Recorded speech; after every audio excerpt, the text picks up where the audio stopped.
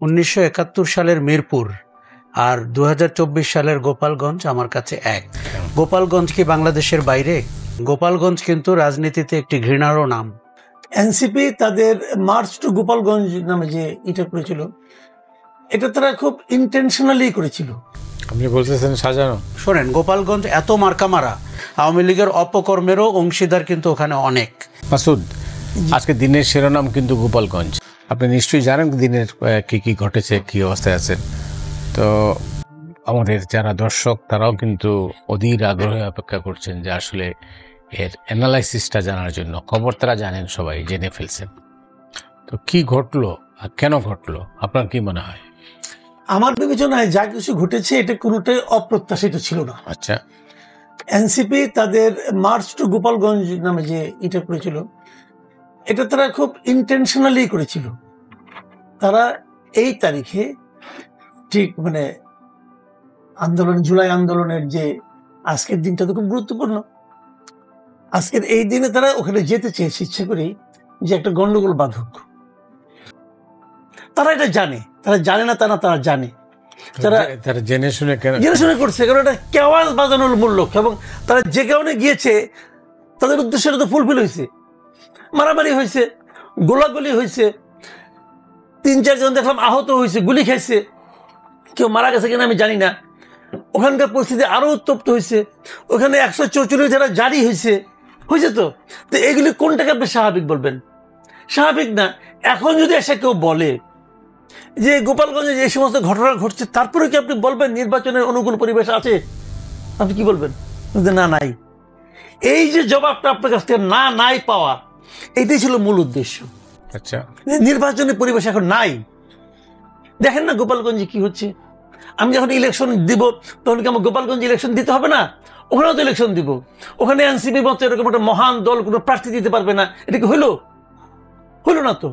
অতএব বলে না যে লেভেল প্লেইং ফিল্ড নাই, অন্তত গোপালগঞ্জ তো নাই। তো এটা তো একটা এক্সকিউজ হিসেবে অসাধারণ, এবং এইটাই ক্রিয়েট করা ছিল উদ্দেশ্য বলে আমি মনে করি। আপনি বলতেছেন সাজানো বলছি না তো, তাইলে এটা হলো কি আপনার প্রি প্ল্যান্ড। সাজানো এক জিনিস, এটা আর কি জিনিস, তারা জানতো এই ঘটনাগুলো ঘটবে। আশরাফ কায়সার কি বলেন? দেখুন, গোপালগঞ্জ একটা সেন্সিটিভ এরিয়া, এবং আমরা গত বছরের 5ই অগস্টের পরে গোপালগঞ্জে কিন্তু এর আগে সহিংসতা হতে দেখেছি, সেনাবাহিনীর উপরে আক্রমণ হতে দেখেছি। সেনাবাহিনী তো এনসিপি না, সেনাবাহিনীর গাড়ি পোড়াতে দেখেছি। তখন যেইভাবে গোপালগঞ্জকে ডিল করার উচিত ছিল সেটা করা হয়নি। আমরা নরম হয়েছি বা প্রশাসন নরম হয়েছে। এখন 1971 সালের মিরপুর আর 2024 সালের গোপালগঞ্জ আমার কাছে এক। মিরপুর স্বাধীন হয়েছিল 3 মাস পরে। এখন বাংলাদেশে সরকারের পরিবর্তন হয়েছে, স্বৈরাচারী শেখ হাসিনা বিদায় নিয়েছেন।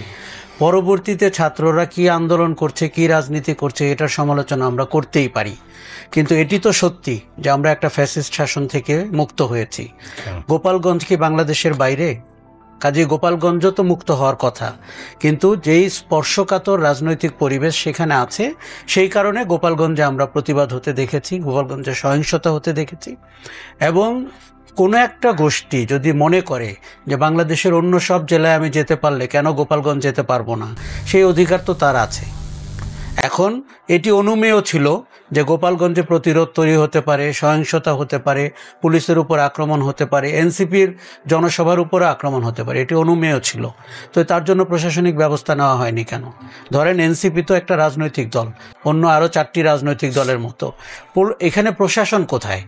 এখানে পুলিশ কোথায়? এখানে আমরা সরকারের অবস্থান কোথায়? এখন আমি গোপালগঞ্জে চাইলে মিটিং করতে পারবো না, আমাকে মেনে নিতে হবে যেটা অনাদিকাল পর্যন্ত শেখ মুজিবুর রহমান আর শেখ হাসিনার জেলা হয়ে থাকবে।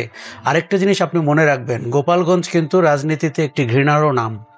16 বছরে গোপালগঞ্জের নামে বাংলাদেশে যে অত্যাচার হয়েছে, যেইভাবে পদপদবি বন্টন করা হয়েছে, আমাদের কালো অর্থনীতিতে তার প্রভাব বিস্তার হয়েছে, এই যে বেনজির থেকে শুরু করে, মানুষের ঘৃণার বহিঃপ্রকাশিত হতে হবে। আপনি যদি গোপালগঞ্জের মানুষের ইমোশন দেখেন, আবার উল্টো দিকে যেই বাংলাদেশের 63টি জেলা আছে সেই মানুষের ঘৃণার বহিঃপ্রকাশ সে কী করে করবে? এটিও কিন্তু মানতে হবে। আমি কিন্তু বলছি না যে একটা মুখোমুখি সংঘাতের আয়োজন করতে হবে, কিন্তু গোপালগঞ্জকে আপনার যেভাবে 16 বছরে নার্চার করা হয়েছিল, সেই জায়গা থেকে একটি বিশেষ জেলার মর্যাদা থেকে তাকে তো স্বাভাবিক মর্যাদা আসতে হবে। এখন আমরা পুলিশে দেখেছি যে গোপালগঞ্জের নামে কি করে পদ পদবি হয়েছে, আমরা প্রশাসনে দেখেছি, আমরা সরকারের ভেতরে দেখেছি, রাজনৈতিক দল আওয়ামী লীগের মধ্যে তো দেখেছি। এখন এনসিপির নেতাদের অনেকের হঠকারী বক্তব্য আছে, অনেকের ইররেলেভেন্ট বক্তব্য আছে, কিন্তু তাদের তো রাইট আছে বাংলাদেশের যে কোনো জায়গায় গিয়ে জনসভা করার।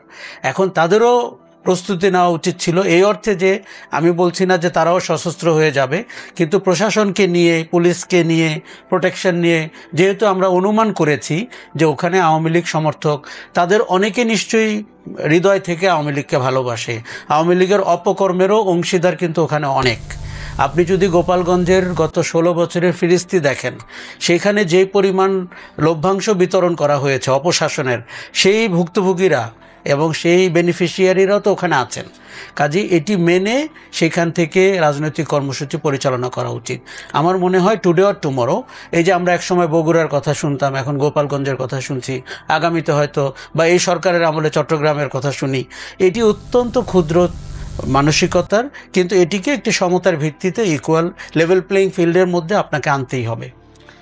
মাসুদ যেটা বলছেন যে এই ঘটনাটা মনে হচ্ছে পরিকল্পিত, তার যুক্তি হচ্ছে যে নির্বাচন অনুষ্ঠিত করার জন্য এটা একটা কৌশল। আপনি কি তাই মনে করেন? দেখুন, আমরা খুব পরিষ্কার বুঝতে পারছি যে নির্বাচনটি যেন সঠিক সময় না হয়, তার জন্য অনেকেই চেষ্টা করছেন, এবং নতুন দল যারা করেছেন তারা এখনো সংগঠন গুছাতে পারেননি।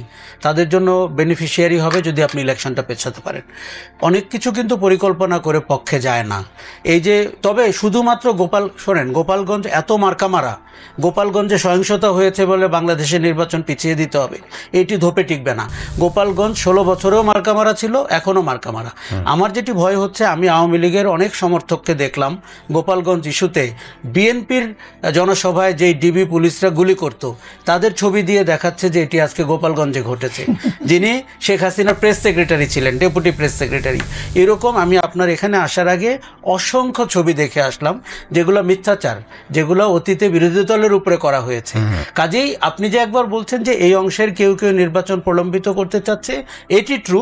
কেউ অপেক্ষা করছিল গোপালগঞ্জে একটি সহিংসতা হোক, সেটি অ্যাম্প্লিফাই করে, ম্যাগনিফাই করে যেন সারা দেশে একটা অস্থিতিশীলতা তৈরি করা যায়। এর মধ্যে কি কোনো তৃতীয় পক্ষের হাত আছে? দেখুন, আমরা গত কয়েকটি সহিংসতাতেই অনেকেই তৃতীয় পক্ষের ছায়া দেখতে পাচ্ছি। পুরান ঢাকাতে মিটফোর্ডের ঘটনাটা আপনাকে বলি, ওখানে যে চাঁদাবাজি হয়েছে, ওখানে যে এই যে যাকে মারা হয়েছে, তার সাথে যারা তাকে মেরেছে, তারা তো তার ব্যবসায়িক অংশীদার। এখন কে যুব দল, কে বিএনপি, এটি আমরা আইনের হাতে ছেড়ে দিতে চাই, কিন্তু 48 ঘন্টা পরে এই ভিডিও যখন সামাজিক যোগাযোগ মাধ্যমে আসে, আপনি যদি ভিডিওর কোয়ালিটি দেখেন, এটি অনেকেই মনে করছে যে এটি যেভাবে ছড়ানো হচ্ছে, একটি দল বিএনপি, আমি বিএনপির চাঁদাবাজি, দখলদারিত্ব, মাস্তানি, গুন্ডামি সব কিছুরই বিরোধিতা করি, সমালোচনা করি, তাই বলে কি বিএনপি শুধুমাত্র মিটফোর্ডের জন্যই পরিচিত হবে বাংলাদেশে? সেটি তো না। কাজেই আমি মনে করছি ঘোলা পানি তৈরি হয়েছে। এখন নন স্টেট অ্যাক্টররা বাংলাদেশে অনেক রোল প্লে করতে পারে। তার মধ্যে আপনার ভরকেন্দ্র তৈরি হয়েছে 4টি। একটি ইউনূস সরকারের ভরকেন্দ্র, একটি সেনাবাহিনী, একটি হচ্ছে নন স্টেট অ্যাক্টরদের, আরেকটি হচ্ছে রাজনৈতিক দলের। এখন কোন ভরকেন্দ্রের দিকে কখন বাতাস প্রবাহিত হয় এটি বোঝা খুব মুশকিল। অনেক ধন্যবাদ মাসুদ। জি, অনেকগুলো পয়েন্টস মানে হাজির করেছেন। আপনার কাছে কি আপনি কি মনে করেন যে আসলে পুরো জিনিসটা যেভাবে আপনি বলছেন যে রাজনৈতিক উদ্দেশ্য প্রণোদিত এবং বিভিন্ন কারণে এটাকে সাজানো হয়েছে, বা যেভাবেই হোক সাজানো হয়েছে, যদিও আপনি বলেন নাই, কিন্তু প্রশ্নটা হচ্ছে যে এই মুহূর্তে রাজনীতি যেটা আপনি উল্লেখ করেছেন যে 16ই জুলাই কেন গোপালগঞ্জেই যেতে হবে, আর কেন রাজনৈতিক সহিংসতা হবে, এই সংঘাত হবে, এইটার পিছনে কি কোনো কারণ আছে? না, কারণ আমি আগেও বলেছি, জিনিসটা দেখেন, এই দেশটা পুরোটাই আমার, পুরোটাই তো আমার, কিন্তু তারপরেও কি আমি এখানে যেভাবে মনে করেন একটা ফ্যামিলি নিয়ে আমি গাজীপুরে যেতে পারি, আমি কি সেভাবে বান্দরবান অথবা খাগড়াছড়িতে যাই? পুরোটাই তো আমার, সব জায়গায় তো আমার। তাহলে ওখানে আবার বিজেপির ক্যাম্প করছেন কেন আপনি? এই দেশের সব রাস্তায় আমার, আমি কি বৃষ্টির দিনে আর অন্য সময় একইভাবে বের হই? বেরতে হই না। কাজে কিছু কিছু তো নিরাপত্তা আপনাকে ব্যবস্থা নিতেই হবে।